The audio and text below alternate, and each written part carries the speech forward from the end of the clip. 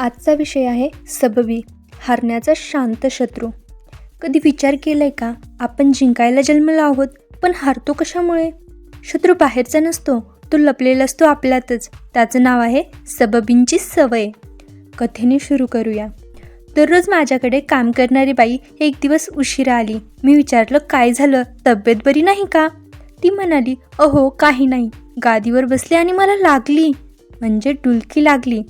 सांगायला मजेशीर, पण वास्तवात हीच सवय आपल्याला आयुष्यात बरबाद करते.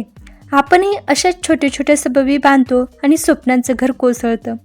त्या क्षणी मी हसलो, पण लगेच मनात विचार आला, अशी सबब मीही देतो ना. कालपासून सुरू करीन, नंतर बघू, वेळ नाही, इत्यादी. सबबी म्हणजे काय? जिथे इच्छा संपते आणि सबबी सुरू होतात, तिथे स्वप्न मरण पावतात.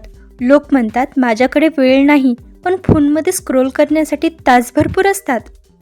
सबबींचे 3 प्रकार समजलं की जीवनच बदलतं.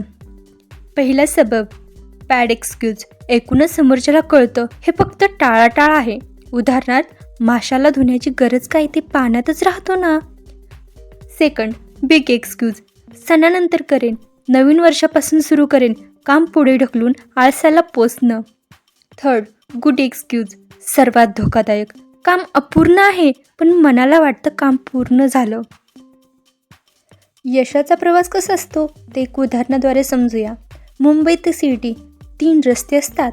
एक सरळ सोपा वेळ वाचवणारा, दुसरा वळणावळणाचा, तिसरा छोट्या गावातून जाणारा, वेळ, शक्ती, पैसा सगळंच खर्च. यशाकडे जाणारे रस्तेही असेच असतात. सरळ रस्ता म्हणजे सबबी नाहीत, फक्त कृती. आपण यशस्वी नसण्याचं खरं कारण यश नाही, सबबी आहेत.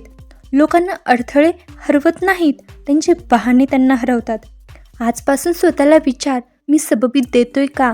काम अर्धवट सोडतोय का? मनाला फसवतोय का? तुझं उत्तर काहीही असो, एक निर्णय घे, डू इट एनिवे. कारण स्वप्न सबबींवर नाही, कृतींवर जिंकतात.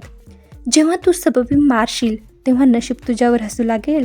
आणि लक्षात ठेव, विनर उशीर करत नाहीत, ते उशिरा विनर बनतात.